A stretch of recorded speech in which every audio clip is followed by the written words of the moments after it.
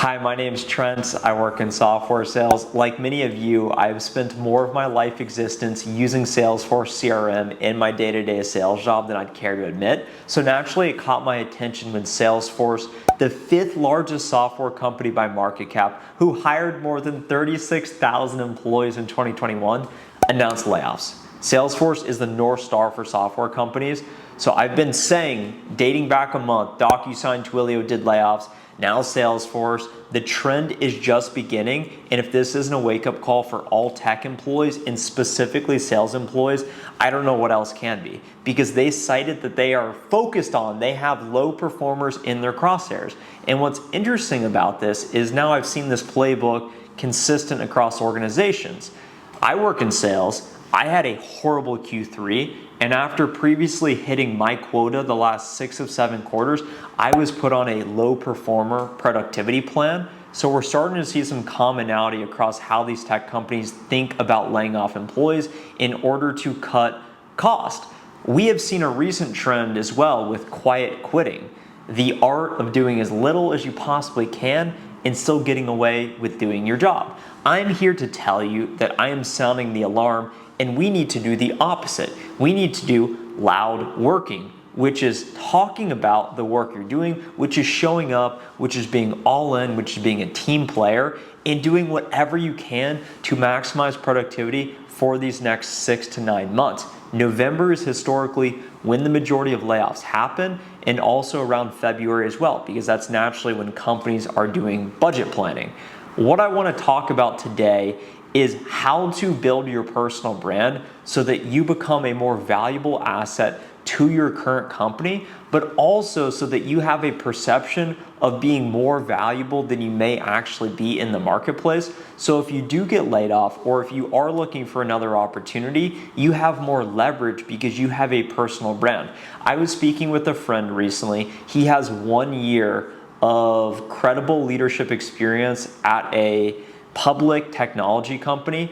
He is currently interviewing for VP of sales positions. He's literally my age, because he has this perception and this massive following on LinkedIn.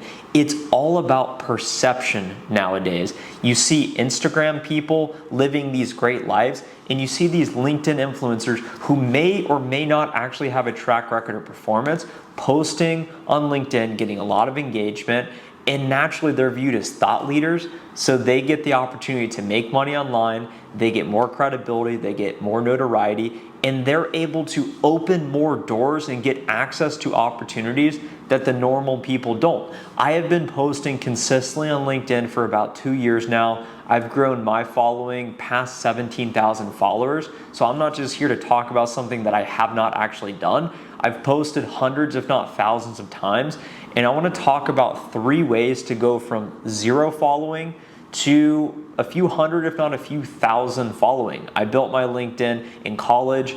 I literally never posted once until I got my job. So it's not like I've been doing this forever. I just recently started and I post pretty consistently. And step number 1 is you got to build out your profile. You got to make sure it looks good, but you may be thinking, well, Trent, I don't know what to say. What do I start to do? Step number 1 is to engage with active influencers, thought leaders in your existing niche.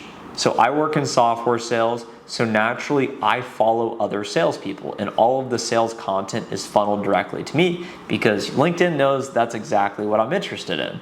So when I first started, I observed who was getting attention, who was doing well. I would comment on their stuff, I would look at their pages, and I would study, what are they talking about? Why is this resonating with people?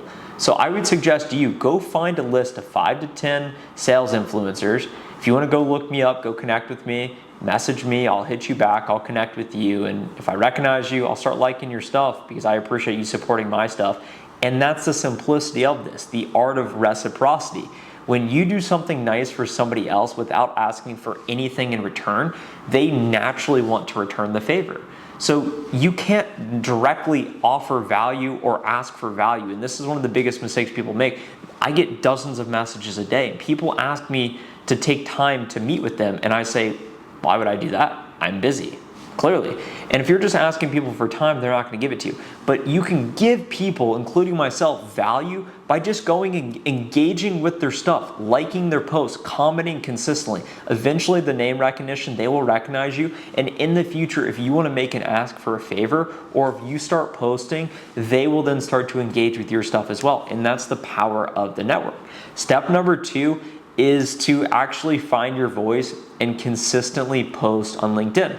This can be scary at first because you don't know what to say.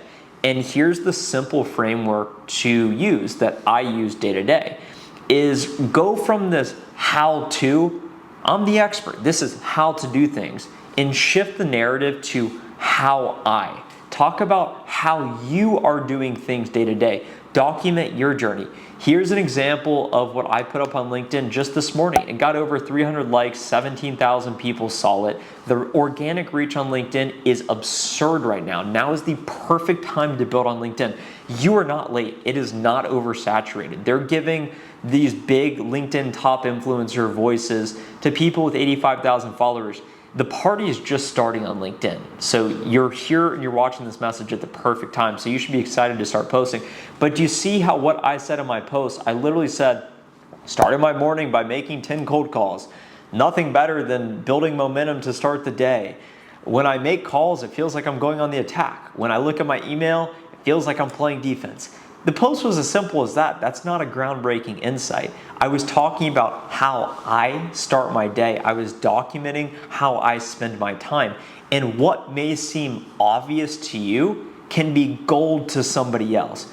I am posting content specifically to appeal to people 1 to 3 years behind where I'm at currently in my career. I'm not trying to do this Gary V, hey, empathy, work hard, all of this. I'm trying to appeal to a very specific audience of people because I know exactly who I'm speaking to. I'm speaking to the salesperson that wants to get into software sales, that's an early SDR that may be at my level as an account executive and is in that general range because we're all doing the same thing. And then finally, step number 3, and this is the most important, it's to stay consistent. When you first start posting, you will get no engagement. It will seem like nobody cares. And when I initially built this YouTube channel, it took me, I think, 200 videos to eventually get my first 1,000 subscribers. And it may even be harder on LinkedIn because it can be daunting. If you're not a great writer like I am, it may not be coherent, and that's okay. So I'm here to challenge you. Go do just 30 posts. Just go do 30 posts. I'm not here to say do some hashtag brand 30 or some just stupid thing like that. Just get on LinkedIn. You don't need to do it every day. Just post as consistently as you can. I post just based on when I'm feeling it. I get down, I sit down, and I just say, what's going on right now in my world? I'm not trying to premeditate these things days or weeks in advance and systemize it because I'm just trying to create authentic content that other people resonates with, and I think that that shows through in everything I do. With these recent videos, no editing. I'm just talking straight, just based on my firsthand personal experience, hoping that it adds you some value, hoping that it resonates with you, and hopefully as a result of watching this video, it pushes you to start posting on LinkedIn and building your brand. And in summary, the reason why all of this matters and the reason why you want to push forward is you want to have that end vision in the goal of all of this is leading to this point. It's all about the effort, and that's where you find all of the meaning. It's not, oh, well, once I have 100,000 followers, then I'll be able to retire and go sit on a beach. It's the pursuit that matters. So when you're getting no engagement, when I posted for a year and I was getting made fun of, I lost friends, and people said, why are you doing this? Why are you spending all your time on this? I said, because I know that I'm gonna get to a place where I'm gonna be able to help other people, and it creates more meaning in my life. And from having this personal brand, I know that I would have no problem if I were to get laid off finding another job because I already have dozens of recruiters in my inbox. And LinkedIn is the new resume. The resume is old. It's the LinkedIn profile that matters. These companies want reps that can perform. That really matters. Don't lose sight of that. But they also want people who have this perception of things going on because it amplifies what they're doing as a company, and that is your X factor. That makes you more valuable than just somebody who performs. Would you rather hire somebody that performs or that performs and has a personal brand that brings that attention to the company? That's all that matters right now. We live in an attention economy.